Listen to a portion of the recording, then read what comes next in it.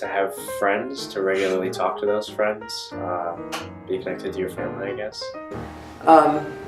Just taking part in programs and being with people when they, and checking to see in a place like this what appeals to you as far as meetings or as far as entertainment or as far as educational stuff. It keeps the cobwebs out, hopefully.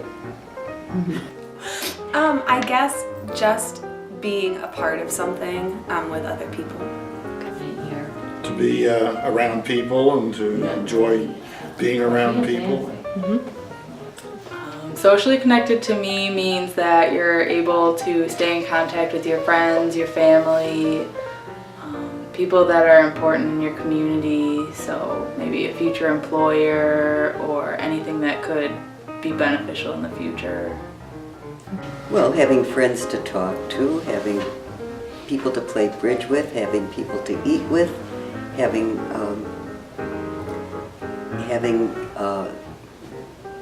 family that I can stay in touch with, and feeling secure. It's part of being alive and staying connected with the world and also with yourself through other people. Staying connected with others makes us human.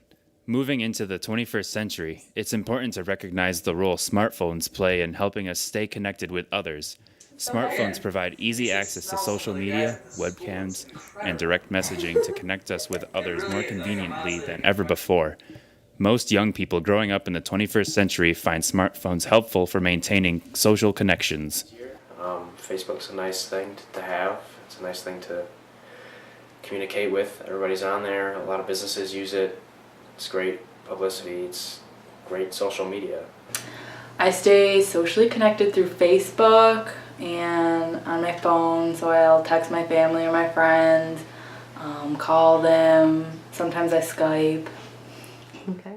It's not just young people who are taking advantage of the smartphone capabilities. Some older adults are also taking advantage of what smartphones have to offer. And so when you've been in the business world and you've had computers and iPads and a smartphone, you stay connected. Otherwise you wouldn't usually have all three of them, especially. Do you have all three of them? Yes. Yeah. And you use those different? Yes, and Bailey knows that I do. I use them all. Well, coming into this century, I have all three. I have a computer, I have an iPad, and I also have a computer or a smartphone. Mm-hmm. No, I used it in business. I used to be in business where I needed to communicate either through emails or phone or whatever. So that was how it originated. Well, I think it helps people to communicate with other people, and you don't have to be tied to a landline at a primary location. You can get a smartphone call anywhere at any time. What about? While smartphones clearly have a lot to offer, they can be damaging to the creation of social connections between people. Well, I object to the fact that people are spending more time when they should be socializing when there's other people in the room, and they're on their telephones, and I find it rude. And my grandsons are the worst offenders. So when they come to visit, they're always... Anywhere they are, even during meals. Nations. Oh yes, there was a wonderful cartoon in the New Yorker 2 weeks ago. Did you see it? Mm-mm. Two people sitting at a table in a restaurant, and they're both they're talking to each other through their smartphones. I mean, that's really what it's come down to. The problem with the phone is that, particularly if you're using it in a text mode, there is no actual communication. You are sending little bits through space to each other, and maybe it's good conversation, maybe it's not. But for me, I don't see being in communication with a camera looking at me as opposed to my looking at three beautiful young women. I think I'm sold. Because this way I can see you and I can see your reactions to what I say. True. Never thought about that. Whereas with texting, it's just words. They are totally without emotion. Mm-hmm. Unless you put little emoticons on them. I was just thinking that. Which is extra work and is stupid. Jesus.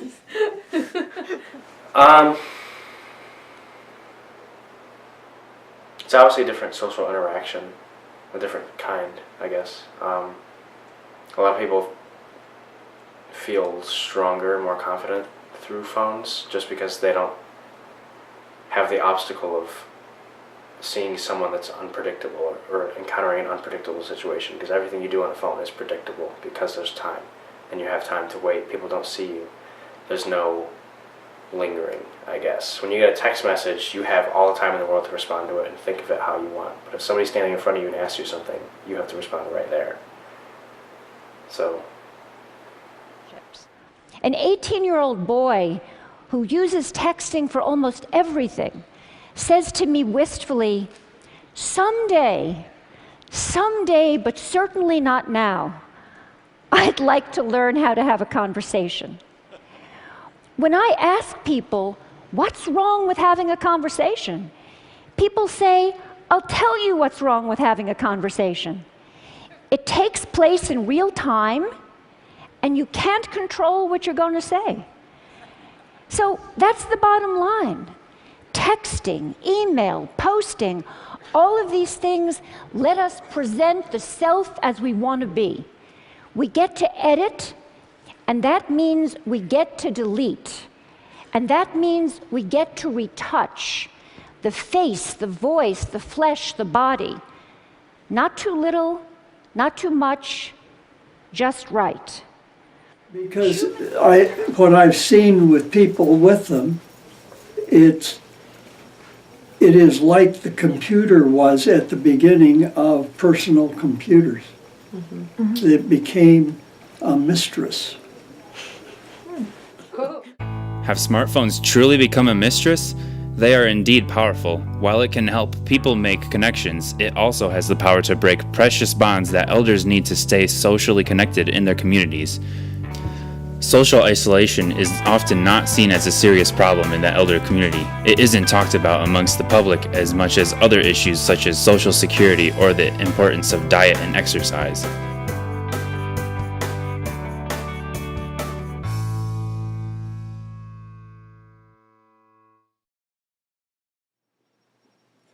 Social isolation would be that I'm all by myself and nobody will talk to me. Not being able to stay in contact with people, whether they're your loved ones or anybody in your community, even if it's just like you have trouble speaking or you're deaf and there's like a communication barrier, not having a computer to use social media or anything. Somebody that doesn't participate with other people. We almost found that at one of the other residences we lived in. We didn't communicate with people. We were isolated. They didn't communicate with us. And there are times that I am socially isolated by choice. Mm-hmm. I don't always need people around me, but that's short-lived. It would be very unhealthy otherwise. Some people are very shy about going forward to talk to people, and I'm not shy at all. Right? You're right. I would define it as not having anybody to talk to. Like, not really to talk to, but like not having any of those connections to build upon and reach out. How would I define social isolation? Just not putting yourself out to be involved in anything that involves other people. Yeah. It's not healthy because you get into a habit where that becomes the norm. Mm-hmm. Well, I think people who live alone or people who don't have anybody. Probably somebody who lives here who never comes to meals and doesn't take part in any activities. I would call that being a loner. According to the U.S. Department of Health in 2012, social isolation is when an individual has limited contact with others and perceives that level of contact as inadequate. Based on current demographic trends, over 16 million people will be living alone by 2020. Is there a relationship between smartphones and social isolation trends in older adults? I see that people say, oh, I've got all these friends, and they're just friends with a bunch of people on Facebook, but they're not people that would be there for them in need. They're not the people that they would call on when they need something. They're just a friend that's not a true interactive friend, I guess. They're not having those social interactions like the elders grew up having.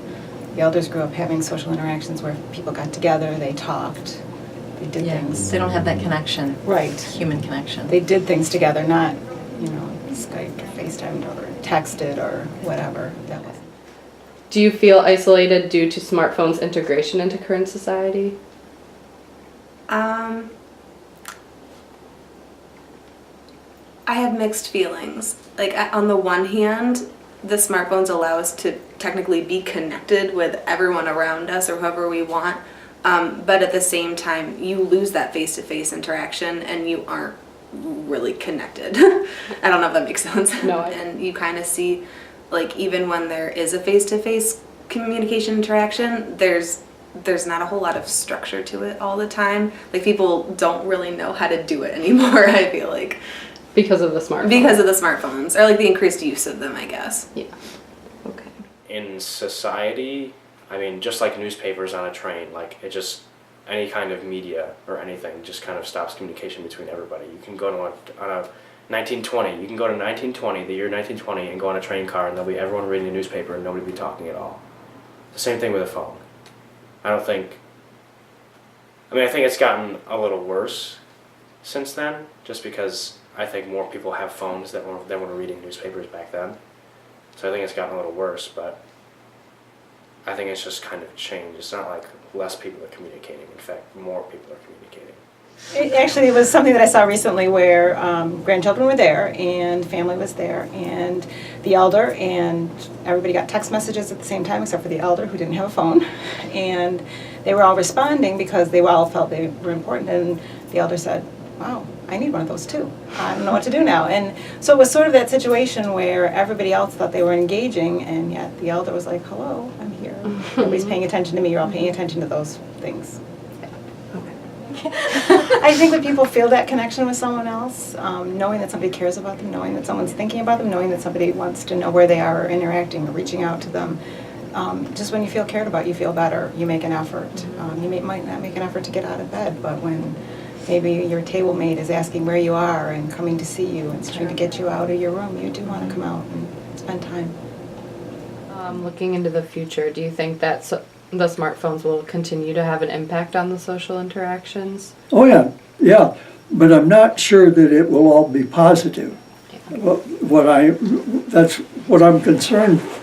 What I'm primarily concerned with is that the lack of direct communication or person-to-person interchange is missing in large measure with the smartphones. It allows communication without exchange, without the emotional aspect of seeing each other.